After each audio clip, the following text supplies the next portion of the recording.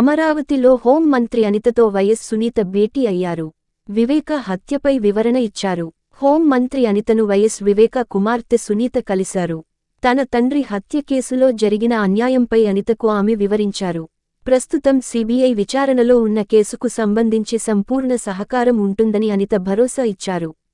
బుధవారం హోం మంత్రి వంగలపూడి అనితతో వైఎస్ వివేకానందరెడ్డి కుమార్తె సునీత భేటీ అయ్యారు. తన తండ్రి హత్య కేసులో జరిగిన అన్యాయంపై అనితకు సునీత వివరించారు. వివేక హత్య తదనంతర పరిణామాలను హోం మంత్రి దృష్టికి తీసుకెళ్లారు. గత ప్రభుత్వ హయాంలో స్థానిక పోలీసులు హంతకులకు అండగా నిలిచారని, వారిపై చర్యలు తీసుకోవాలని సునీత కోరారు. కేసు విచారణ జరుపుతున్న సీబీఐ అధికారులపై తప్పుడు కేసులు పెట్టడంతో పాటు సాక్షుల్ని బెదిరించి పోలీసులు కేసును నీరుగార్చే విధంగా వ్యవహరించారని తెలిపారు. తప్పు చేసిన పోలీసులను వదిలిపెట్టమని, ప్రస్తుతం సీబీఐ విచారణలో ఉన్న కేసుకు సంబంధించి సంపూర్ణ సహకారం ఉంటుందని అనిత భరోసా ఇచ్చారు.